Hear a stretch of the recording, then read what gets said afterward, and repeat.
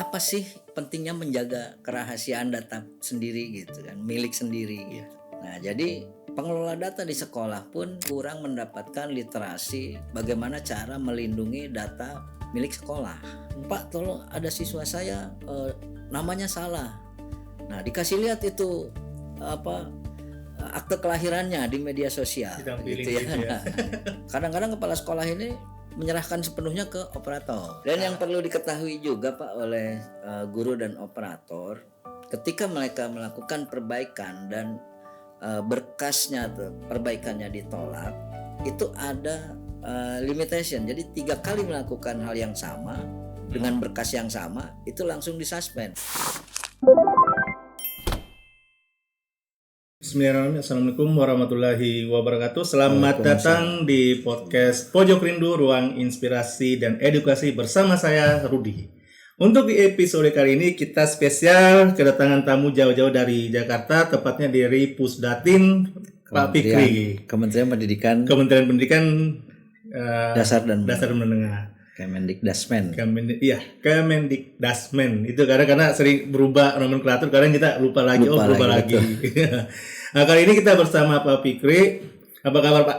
Alhamdulillah sehat, terima kasih. Insya Allah teman-teman di sini juga sehat-sehat ya. Alhamdulillah. Di podcast kali ini kita masih berbagi inspirasi dan tentu saja edukasi terkait dunia pendidikan, dan kali ini kita bahas terkait tentang keamanan data dan juga dunia cybercrime ya. Karena seperti yang kita ketahui sekarang ini makin kesini makin tinggi teknologi, semakin banyak kejahatan di internet. Betul. Nah, sekarang kita mau menggali terkait perlindungan atau yang biasa dilakukan Pak Fikri di Pusdatin untuk menjaga data, untuk menjaga keamanan data-data yang kayaknya kalau di pusat itu satu pusat data terkait dengan data sekolah, data siswa, data guru, iya. Dan semua ada di situ ya. Nah, kira-kira seperti apa Pak keseharian yang biasa dilakukan Pak Fikri dan tim di Pusdatin untuk memantau semua itu Pak? Baik, jadi sebelumnya saya cerita dulu dari awal Pak ya. Jadi kami itu dulu adalah dua satker yang berbeda. Kami di pusat data dulu namanya PDSPK, kemudian di Ciputat itu dulu namanya Pustekom. Nah 2019 itu karena kebutuhan tim yang besar, jadilah di merger antara pusat data dan Pustekom. Pusat data sebagai data center bergabung dengan Pustekom yang memiliki teknologi, digabungkan jadilah Pusdatin Pak. Itu sejarahnya jadi Pusdatin itu. Cybercrime dari sisi pendataan itu sudah dimulai jauh-jauh sebelum 2019 atau 2020 terbentuknya Pusdatin Pak. Ya. Nah, jadi yang banyak ditemui itu justru ada di sisi siswa atau pemilik data lah ya. Kita sebut pemilik data atau subjek data yang kurang memahami apa sih pentingnya menjaga kerahasiaan data sendiri gitu kan, milik sendiri gitu. Nah, jadi pengelola data di sekolah pun kurang mendapatkan literasi bagaimana cara melindungi data milik sekolah. Nah, ini contoh kasus misalkan ya. Ketika ada perbaikan data misalnya, itu mereka melakukan di media sosial Pak. Nah ini kan jadi masalah nih. Ketika misalkan Pak tolong ada siswa saya namanya salah. Nah dikasih lihat itu akte kelahirannya di media sosial gitu ya. Nah, ini kan secara logik aja operator sekolah pun minim literasi. Nah, padahal di dalam itu ada menyangkut data pribadi siswa di mana ada nama orang tua, tempat tanggal lahir gitu kan. Nah, jadi perlahan-lahan setelah jadi Pusdatin ini kita memberikan literasi kepada pengelola data bahwa itu adalah satu hal yang ilegal. Meskipun di dalam grup operator sekolah. Karena itu sifatnya media sosial, artinya siapapun bisa melihat gitu. Nah, itu jadi seperti itu. Kebanyakan di subjek data dan pengelola data di lingkungan, Pak. Kalau dari sisi kita di data center sendiri, itu berusaha semaksimal mungkin. Kebetulan saya dan teman-teman sebagai detection and response, nah itu banyak sekali yang kami temukan tuh anomali-anomali. Nah ini juga dari sisi pengelola di kita juga kita berikan literasi bahwa untuk mengakses internal server itu harus menggunakan jalur yang sudah ditetapkan. Kan kita ada SOP-nya, Pak. Iya betul. Nah kadang-kadang karena dikejar target, nah kita lewati saja itu di bypass gitu ya.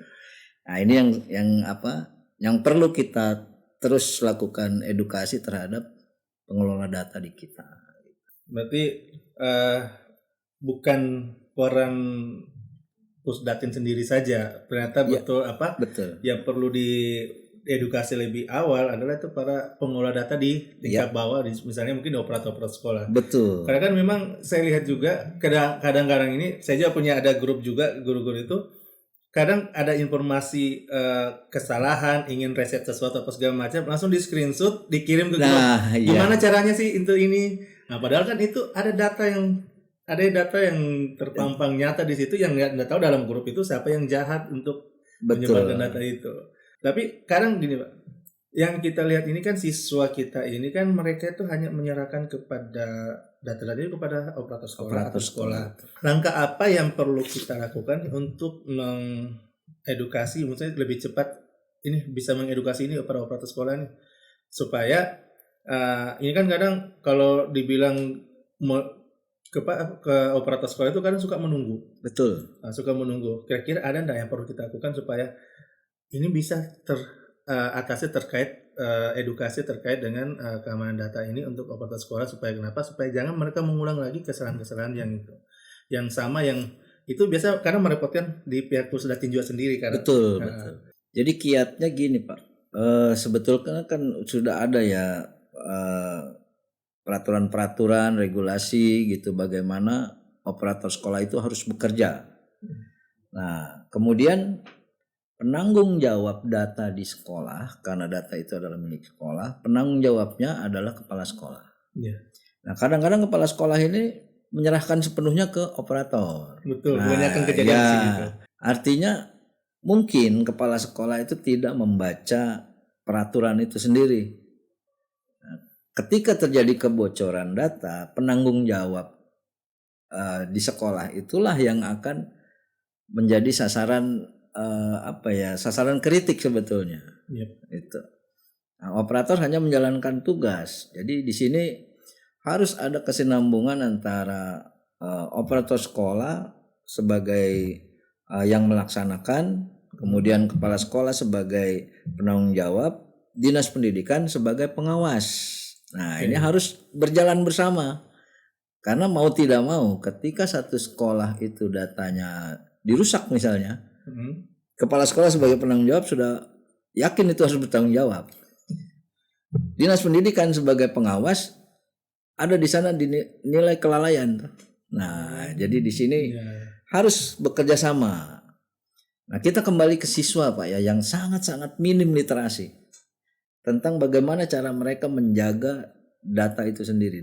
Data itu milik dia, bagaimana caranya dia menjaga, nah ini yang kurang sekali. Ya, jadi kesempatan siang tadi itu, saya berusaha menyampaikan, adik-adik ini milik kalian loh, tolong dijaga gitu. Nah ini mungkin nanti teman-teman di Sulawesi Tenggara bisa menyampaikan, mensosialisasikan ke siswa-siswa apa sih maknanya data itu dan kenapa harus dijaga gitu. Karena banyak sekali ya terutama di berkembangnya dunia digital itu penyalahgunaan keilmuan kalau menurut saya itu. Jadi gitu. Jadi kolaborasi antara pemilik data atau subjek data, pengelola data, penanggung jawab dan pengawas ini harus sinkron gitu, sama-sama menjaga gitu. Ya, itu yang kalau yang seperti kondisi seperti itu pernah juga ada kasus di Sulawesi Tenggara sih. Iya. Di saat kepala sekolah ada selisih paham dengan operatornya ngambek, Ya. datanya dia acak-acak. Nah, iya itu. Yang diamuk itu kepala sekolahnya ya. Pasti, Pak. Iya, berarti emang ini para kepala sekolah jangan pernah main-main lagi terkait dengan data yang yang diberikan tanggung jawab kepada kepala sekolah, walaupun yang kerjakan operator ya. Nah, jadi wajib tahu juga aturannya dan regulasinya. Dan balik lagi ke siswa nih, Pak. Ya. Tadi di kegiatan Pusdatin itu mensosialisasikan tentang keamanan data untuk siswa terutama. Ya. Karena anak-anak kita ini banyak yang rentan karena minim literasi, seenaknya saja mungkin diminta data langsung ngasih. Betul. Kan sebenarnya filter yang paling baik atau utama itu sebenarnya apa sih yang perlu siswa ini ketahui? Nah, jadi pertama ya, fungsi data untuk siswa di sekolah itu harus dipahami bahwa data pribadinya itu nanti akan diisikan ke raport. Itu sudah jelas. Iya. Ketika anak ini lulus sekolah, datanya akan disajikan di ijazah.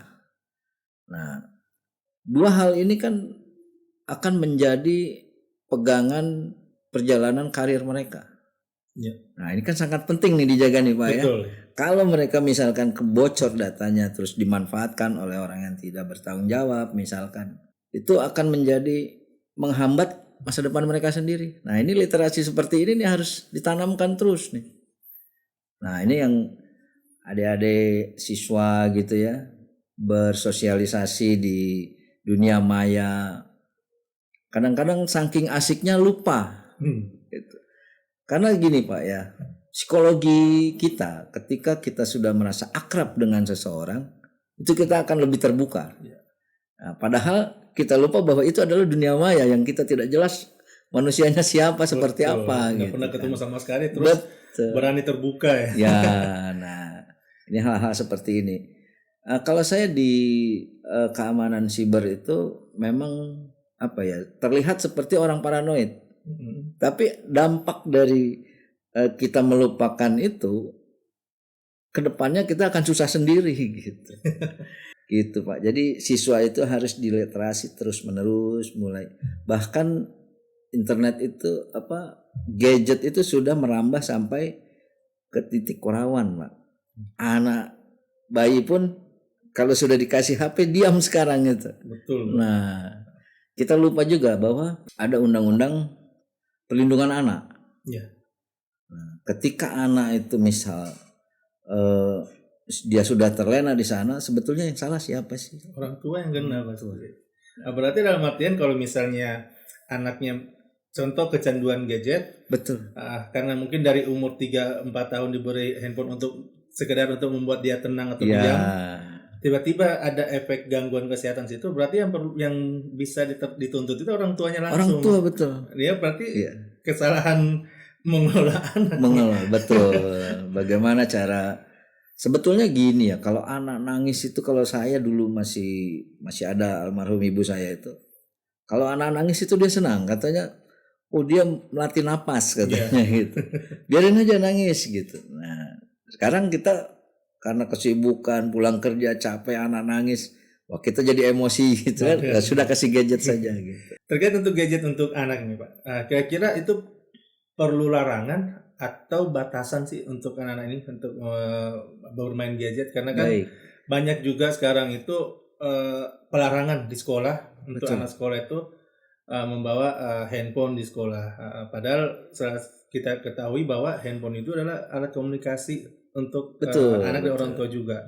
Ini selalu menjadi polemik nih antara orang tua dengan pihak sekolah nih. Kira-kira sebenarnya perlu kita sikapi seperti apa? Jadi begini, Pak ya. teknologi mau tidak mau kita harus berlapang dada, karena kita tidak bisa mencegah kemajuan teknologi, terutama di teknologi komunikasi ya. Tinggal bagaimana kita membuat kebijakan atau kita membijakkan diri kita menilai apa yang harus dilakukan anak dengan gadgetnya, bagaimana sikap sekolah ketika anak membawa gadget atau HP gitu umumnya gitu kan. Nah, bagaimana orang tua, sekolah dan anak ini bisa berkesinambungan, bersinkronisasi gitu. Iya. Sedangkan HP di sekolah, kalau misalnya Bapak Ibu guru memahami bahwa mengajarnya itu bisa terbantu kalau anak diarahkan menggunakan gadget, misalnya sekarang sudah zaman AI Pak ya. Iya betul. Nah, dia diarahkan bagaimana memanfaatkan gadget itu bukan hanya sekedar main game atau chat-chat di grup-grup media sosial. Tapi ayo kita buka bagaimana ini cara memahami. Nah, buka AI gitu. Nah, itu kan arahan yang baik Pak ya, dari pemanfaatan gadget di lingkungan sekolah atau kelas gitu.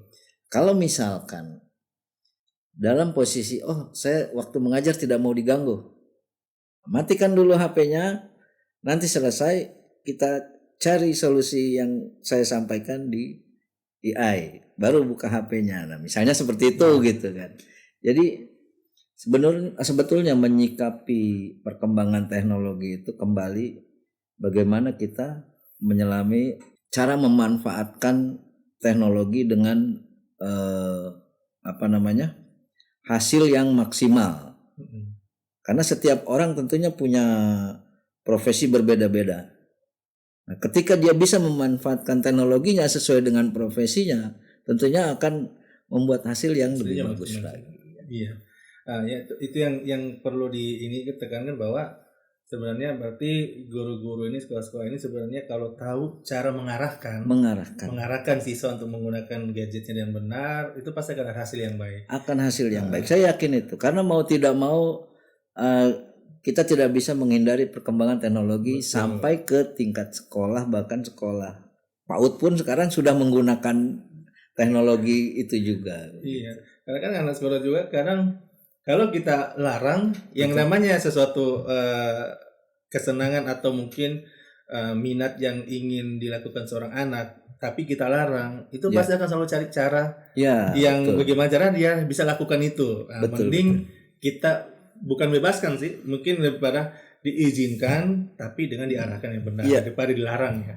Kira-kira ada enggak kasus yang mungkin pengalamannya Pak Fikri itu selama ini memantengi monitor ini yang kasus paling terberat nih dalam hal untuk kejahatan atau mungkin sempat mau dijebol atau apa segala macam? Ya, kalau percobaan untuk meretas di kita itu setiap hari ada Pak. Setiap hari diserang terus. Entah itu diretas, entah itu kelalaian dari operator kita sendiri tidak memahami, ternyata ini yang saya lakukan terdeteksi sebagai peretasan gitu. Banyak juga Pak yang tidak paham gitu kan. Misalnya gini, ada kasus saya kemarin itu mendeteksi ada SQL injection. Nah, di monitor saya itu terbaca sedang terjadi insiden SQL injection gitu. Ternyata ada operator yang sedang memperbaiki data atau merapikan database. Nah, jadi di sini sebagai monitoring gerbang depan dari keamanan siber di monitoring, kita harus paham juga. Jadi tidak semua yang kita anggap serangan itu ternyata serangan, meskipun oleh alat kita itu deteksi sebagai serangan. Jadi ada langkah-langkah. Kita harus memahami semua supaya hasil analisa kita, ini serangan, ini bukan serangan, tapi dianggap serangan oleh alat. Nah, kadang-kadang di sini dibutuhkan juga kesabaran, Pak. Ya, jadi kita tidak bisa memaksa pengelola di kita sendiri untuk memahami, ini serangan loh kalau mau pakai fasilitas ini tolong kasih tahu dulu biar kita nggak panik gitu. Kita nggak bisa juga begitu. Karena mereka juga dikejar target tayang juga gitu kan. Oh, iya. Jadi disinilah sebagai pengelola monitoring keamanan kita harus pandai-pandai menyikapi bagaimana orang itu sedang bekerja gitu. Iya. Terus terkait ini sempat disinggung terkait dengan verifikasi untuk tunjangan guru. Iya. Sebenarnya kalau di Pusdatin itu sendiri, ini kan sempat saya dengar tadi sekitar 16 orang. 16 orang dikurangin beberapa ini tinggal 12 orang. Iya. Untuk pantengin data 58 juta siswa dan 4 jutaan guru. Itu sebenarnya manajemen pengaturan apa istilahnya ya, kerjanya seperti apa sih Pak? Karena kalau saya pribadi pas saya dengar itu, wah gila 12 orang 58 juta gimana ceritanya nih? Iya. Cara ngaturnya gimana itu? Iya. Kecuali kita bisa, mungkin teman-teman supaya gini, orang yang di lapangan merasa ini ngapain sih di pusat, kenapa ulama ini? Betul. Dia nggak tahu sebenarnya di belakang layar seperti apa ini ada Pak Briki dan teman-teman dan timnya kan. Iya. Jadi itu gimana manajemen waktunya? Jadi saya cerita dulu, ada pernah keluhan Pak dari satu sekolah. Pak, saya itu mengelola data siswa 1.800 orang loh Pak, kata. Kadang-kadang saya itu harus bekerja sampai menjelang pagi, menjelang subuh katanya. Iya. Terus keluhannya apa? Ya tolong dipercepat Pak kalau ada perbaikan gitu kan. Terus saya bilang ya insya Allah kita kerjakan semampu yang kita bisa. Gitu. Anda punya data 1.800 siswa, sementara kami harus mengelola data waktu itu masih 54 juta Pak. Kami mengelola 54 juta siswa seluruh Indonesia gitu. Akhirnya dia kaget, sebanyak itu Pak siswa gitu. Iya, itu kan baru segitu kan baru di sekolah Anda, saya bilang gitu. Kembali ke Human Resource Management Pak ya. Ya alhamdulillah dulu sudah tertata ya, sudah ada alur-alur yang harus si A tim kerja apa, si B tim kerja apa. Nah ini masing-masing sudah tertata. Tapi memang untuk mengelola 58 itu kita memang sedikit kewalahan sih Pak. Jadi misalnya hari ini menjelang berapa minggu sebelum pencairan dana BOS misalnya. Iya. Kan ada cut off kan? Betul. Nah itu kita kejar tayang Pak. Gitu. Itu repot-repotnya tuh. Nah itu repot-repotnya. Yang paling berkesan sama saya itu ketika kejar tayang itu. Waktu masih mengelola data sampai sekarang di mengelola keamanan. Iya.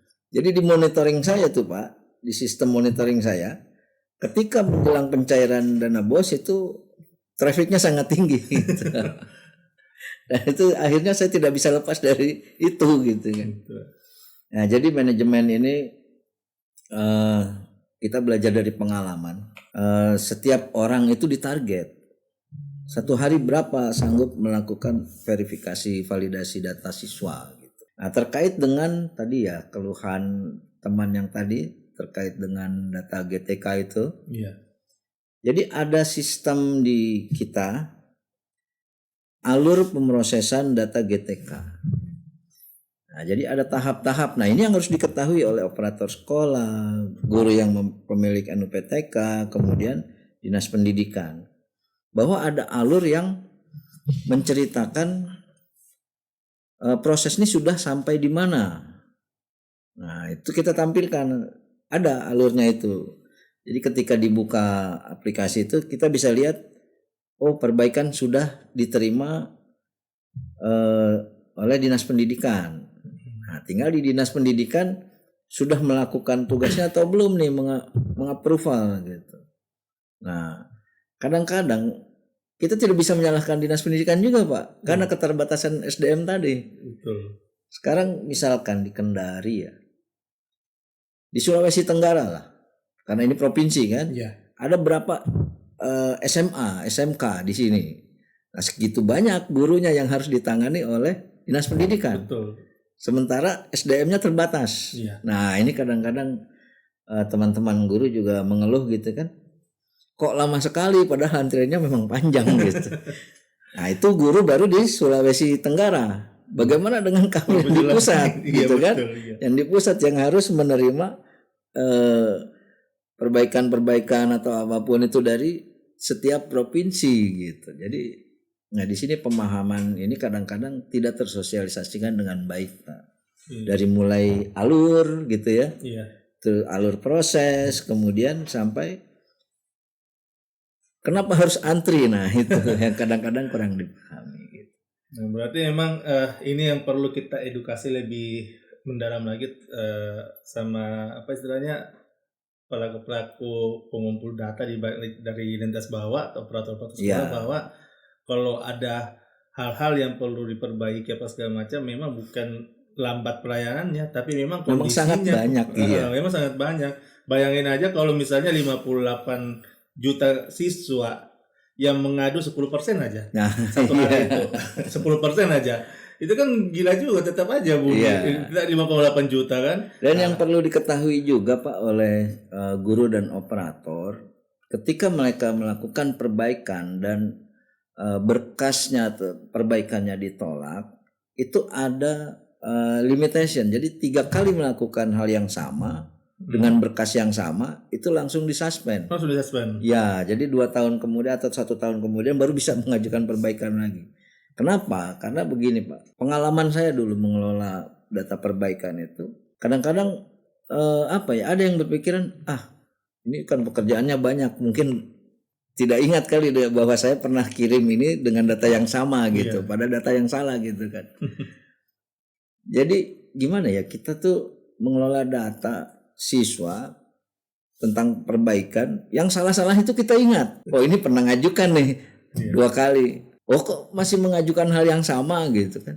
Jadi seolah-olah kita dipermainkan gitu. Nah ada yang memanfaatkan hal seperti itu. Makanya ada limit sekarang. 3 kali mengajukan perbaikan, suspend dulu gitu. Berarti operator sekolah itu yang perlu dengar ya bahwa jangan main-main terkait dengan pengajuan perbaikan data ya. Jadi kalau mau mengajukan perbaikan data itu ya kesalahan yang pertama pada saat mengajukan yang kedua itu usahakan sudah benar. Sudah betul. Jangan sampai yang ketiga pun masih hal yang sama. Ya tim dari Pusdatin minta maaf nggak bisa ini harus disuspend lagi 1-2 tahun. Karena banyak yang membutuhkan speed kerja kita Pak. Kalau kita diganggu dengan hal-hal yang seperti itu terus kasihan yang sudah betul-betul datanya gitu. Betul.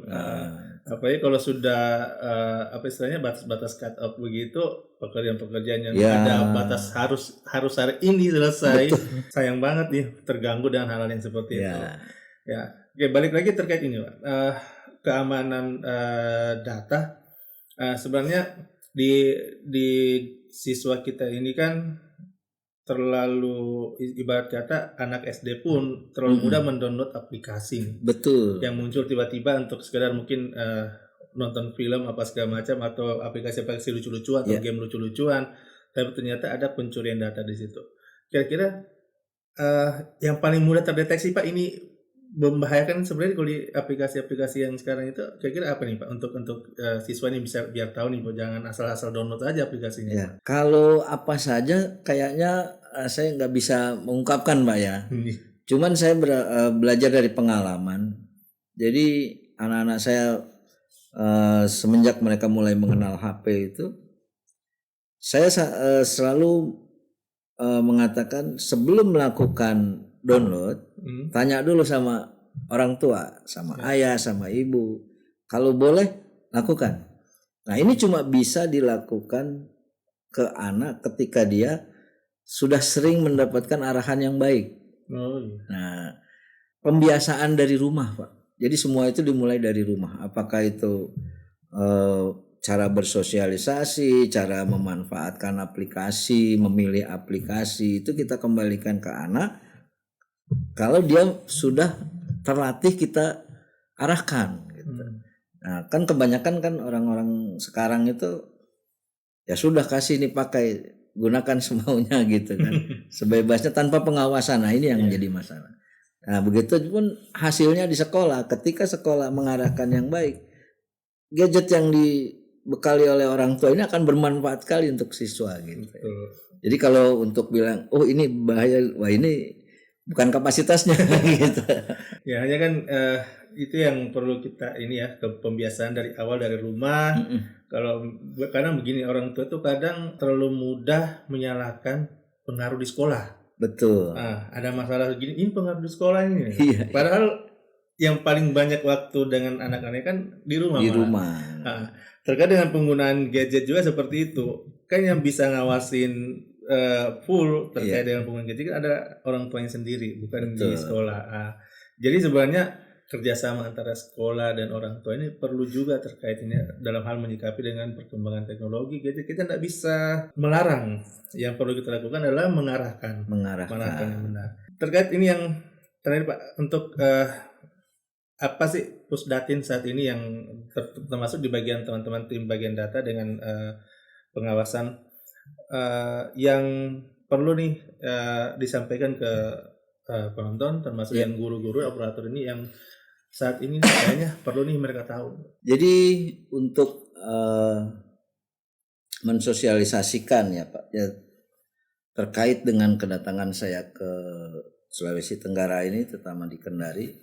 Jadi kami sedang melakukan semacam sosialisasi membudayakan berinternet sehat atau digital yang lebih aman untuk anak-anak, adik-adik, kemudian guru-guru dan sekolah tentunya ya.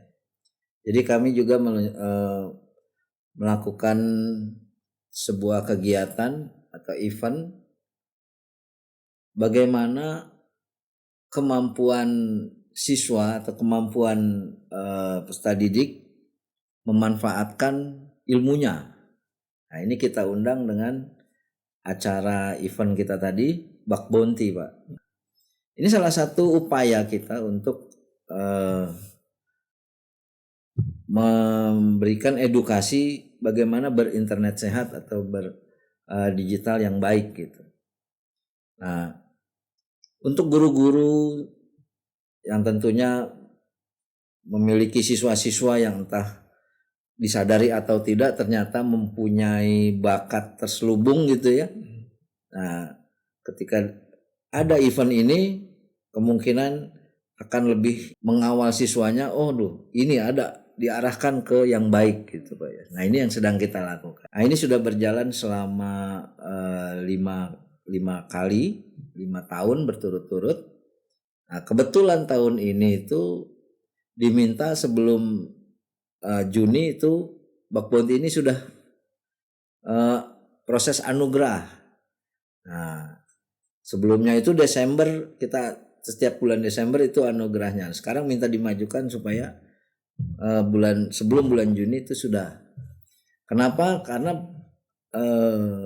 kepala pusat kita yang dulu berharap kalau bisa 1 tahun 2 kali katanya, supaya tersosialisasi lebih cepat. Betul. Dengan event ini dan dengan kegiatan sosialisasi ini ke depannya, harapan saya ya secara pribadi ya, tidak ada lagi siswa yang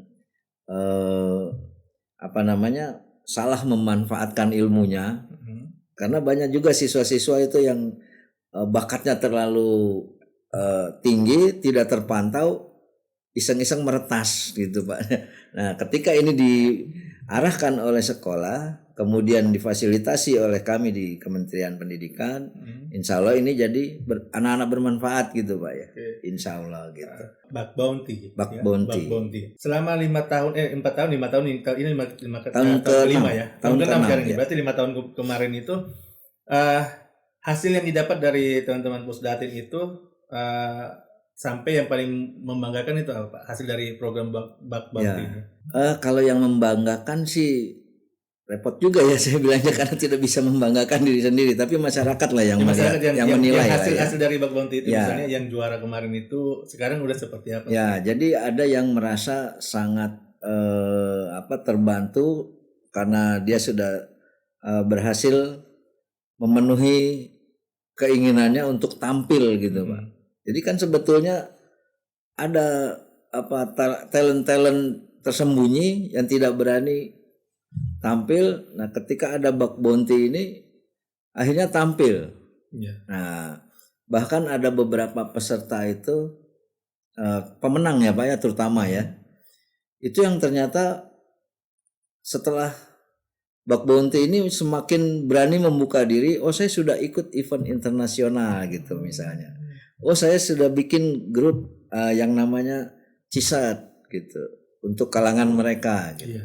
Kan CISAT ini kita mengikuti arahan dari BSSN untuk sebagai punggawanya keamanan siber gitu. Iya. Kami membuat satu komunitas namanya Manggala Edu, di mana di dalamnya itu kita mengajak teman-teman yang punya talent dan punya niat baik dengan talentnya, ayo kita bergabung dalam komunitas itu. Berarti hadirnya Pusdatin dengan program Bak Bounty ini sebenarnya lebih memberikan arah yang jelas untuk ini anak-anak didik atau mungkin siapapun itu yang punya kemampuan lebih, kepintaran lebih, tapi belum ada wadahnya, dibuatkan wadah supaya nggak salah jalan nih. Betul. Karena kebanyakan banyak yang pintar tapi salah digunakan kepintarannya, salah jalan ya. Oke Pak, yang terakhir nih pesan khusus untuk penontonnya Pojok Rindu nih terkait keamanan data ini secara keseluruhan. Baik nih untuk teman-teman di Sulawesi Tenggara, Kordari khususnya di mana saya hadir hari ini. Data itu sepertinya sepele, hanya urutan huruf dan angka gitu ya. Tapi di balik itu ada hal yang sangat krusial untuk dijaga, terutama data pribadi. Karena itu bisa disalahgunakan oleh orang-orang yang tidak bertanggung jawab, entah untuk kepentingan apa, keperluan apa, tapi akan berdampak kepada kita sendiri ataupun secara bahkan bisa merusak tatanan nasional gitu. Nah, jadi sangat penting sekali untuk dijaga sehingga perlindungan data itu tidak hanya menjadi tanggung jawab kami di Kementerian Pendidikan, tapi juga mulai dari si pemilik data, yaitu adik-adik siswa, bapak ibu guru. Nah ini pandai-pandailah menjaga data sehingga kedepannya insya Allah tidak ada lagi penyalahgunaan. Saya rasa itu. Oke, itu tadi perbincangan kita sama Pak Fikri dari Pusdatin yang sekarang bertugas untuk mengawasi data-data seluruh yang terlibat dalam pendidik dan tenaga pendidikan termasuk siswa, supaya data kita ini aman dari gangguan-gangguan istilahnya orang-orang yang pintar tapi salah jalan. Ya, oke, terima kasih para pemirsa Pojok Rindu, sampai jumpa di episode selanjutnya. Saya Rudi pamit, salam pendidikan. Maju terus.